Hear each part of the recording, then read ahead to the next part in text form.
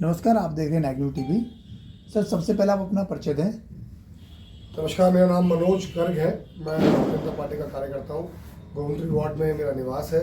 Govind extension में पिछले 40 सालों से मेरा परिवार रह रहा है। मैं कपड़े का मेरा व्यवसाय है, पूनम क्लॉथ हाउस के नाम से, गोविंदपुरी मेन रोड के ऊपर। ये मेरा परिचय है। जैसे कि पता चला सर, अभी आपको एमसीडी के चुनाव अभी जो चल रहे थे, जिसमें आप उम्मीदवार के रूप में काम कर रहे थे, जैसे हमें जानकारी मिली, तो सर क्या कारण रहा जो कि क्या कारण रहा कि मेरे को टिकट नहीं मिल पाया?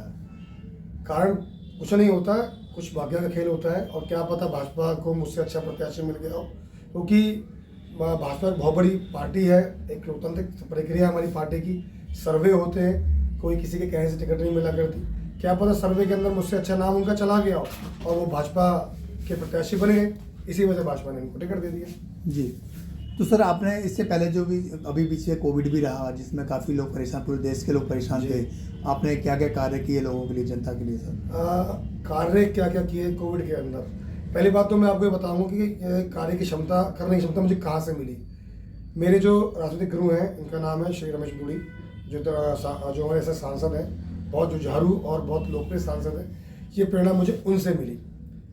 जब कोविड आया, कोविड आने के बाद उन्होंने टीम पूरी बैठक बुलाकर उन्होंने सब लोगों को समझाया और उनकी बात मुझे बड़ी दिल को छुई। और वो बात मैं आज भी अपने कार्यकर्ताओं को कहता हूँ कि जो उन्होंने मुझे बताया कि भाई कोविड एक त्रासदी है, मान लिया, लेकिन जिसको समाज सेवा करनी है उसके लिए एक अवसर भी होता है। जनता हमेशा याद रखती है कि इस समय कौन मैदान में उतरा था, कौन समाज की सेवा कर रहा था। क्योंकि आप हेल्थ चेकअप कैंप लगाओ, ये लगाओ या कुछ और चीज़ करो, समझ में आता है, लेकिन ऐसी त्रासदी में जिसमें एक महामारी चल रही है और महामारी के हिसाब से लोग कुछ जाने जा रही हैं, उसमें अपनी जान को जोखिम में डालकर, अपने परिवार की जान को जोखिम में डालकर जो व्यक्ति ज़मीन पे उतरता है, असली समाजसेवी वही कहलाता है। तो ये जो क्षमता, ये जो ऊर्जा मुझे मेरे सांसद जी से मिली और उन्हीं से प्रेरणा लेते हुए हम लोगों ने कोविड के अंदर, पहले कोविड में जो लहर आई थी उसमें लगातार 40 दिन हम लोगों ने इस्कॉन जो मंदिर है गढ़ी में,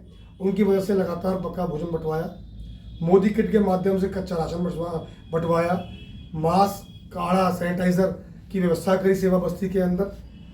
कुछ ऐसे परिवार थे जो लोग यहाँ रह रहे थे, बाहर के रहने वाले थे, उनके पास व्यवस्था नहीं थी, उनको राशन पहुँचाया। कोई व्यक्ति बीमार हो गया, उसको दवाई पहुँचाई। इसके अलावा और जो प्रत्येक काम होता है, जिनकी छोटी बड़ी जो ज़रूरतें होती हैं लोगों की, वो पूरी करें। तो ये कोविड काल में हम लोगों ने काम किया। इसके पश्चात जब कोविड वैक्सीन का आविष्कार हो गया और भारत में वो कोविड वैक्सीन आ गई, तो जो डिस्पेंसरी बनी हुई हैं जहाँ पर लोगों को टीके लगाए जाते थे, तो वहाँ जाकर जो पेशेंट्स आ रहे थे, जो लोग आ रहे थे, उनको टीके लगाने में मदद करी।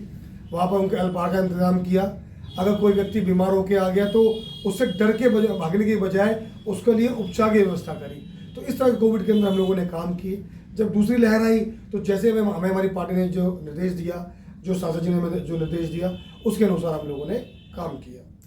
तो अभी जैसे कि चुनाव चल रहे हैं, आज लास्ट दिन है, कल वोटिंग होनी है जी। तो क्या आप जो भी प्रत्याशी आपके यहाँ होंगे जी, क्या आप पार्टी के नाते क्या आप उनके साथ में काम कर रहे हैं या फिर पार्टी को सपोर्ट कर रहे हैं? क्या आपकी तरफ से क्या दिशा निर्देश है? पत्रकार महोदय, बस मैं ये कह सकता हूँ कि प्रत्याशी कोई भी हो, मेरा समर्थन कमल के फूल को होता है। अगर फर्ज करिए कि अगर ऐसा कई बार भ्रांतियाँ फैलती है समाज के अंदर कि टिकट कटने के बाद दूसरा व्यक्ति या भाजपा का कार्यकर्ता उसको हराने में लगता है, तो ये बिल्कुल गलत बात है। ऐसा कुछ नहीं है।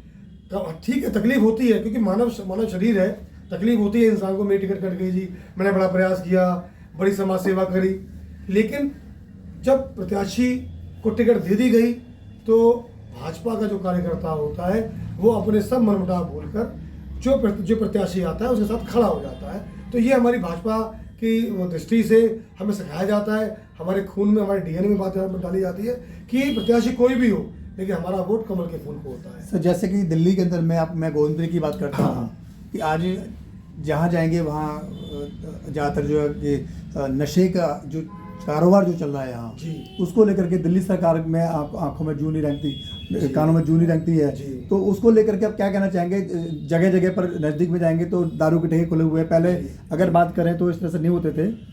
शराब के ठेके की जहाँ तक बात है, वो तो आपने देखा ही कि दिल्ली सरकार की पॉलिसी, शराब पॉलिसी कैसी आई थी और जब इतनी सच्ची अच्छी पॉलिसी थी तो उसको वापसी क्यों लिए? ठीक है जी, जगह जगह गलियों के मतलब गली मोहल्ले के बाहर शराब के ठेके खोल दिए। तो मैं पूछना चाहता हूँ आम आदमी पार्टी के नेताओं से, अरे आपने शराब के ठेके खोल दिए, उसकी जगह दूध की दुकानें खोल दी, दूध के बदले दूध फ्री करते, वो तो फ्री नहीं किया आपने, केवल शराब के बदले शराब फ्री कर दी। मतलब एक तरह से नशे का कारोबार आप लोगों ने बढ़ाया।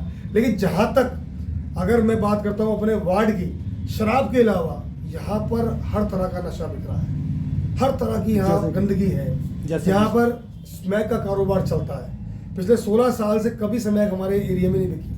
भाई शराब बिकती थी, ये मालूम था इस बात के बारे में, ठीक है, जानकारी भी मिलती थी, पुलिस एक्शन भी लेती थी, लेकिन स्मैक का कारोबार तो इतना बुरे हाल है इस टाइम कि आप ट्रांसग्राम ए ब्लॉक चले जाइए, वहाँ पर नाबालिग बच्चों से स्मैक बिकवाई जा रही है।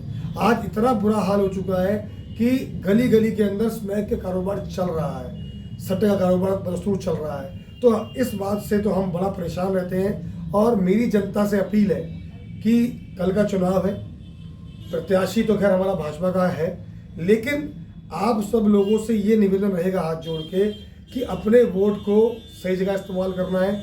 ऐसा जो प्रत्याशी आपको लगता है इसकी छवि साफ नहीं है या वो गलत चीज़ों में लिप्त रहता है या ऐसे लोगों को बढ़ावा देता है, तो उसको आपने बिल्कुल समर्थन नहीं करना। आपने ऐसे व्यक्ति को समर्थन करना है जो व्यक्ति बिल्कुल पाक है, साफ है।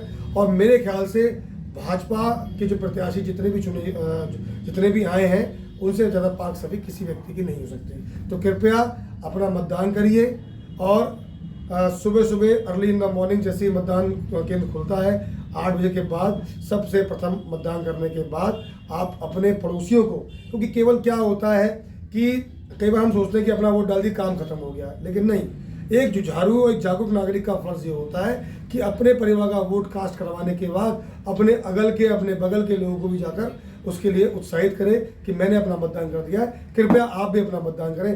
पुनः मेरी सबसे अपील है कि जिस व्यक्ति की छवि सबसे साफ हो उसके प्रति आप मतदान करें। ये मेरा आपसे कहना है। ठीक।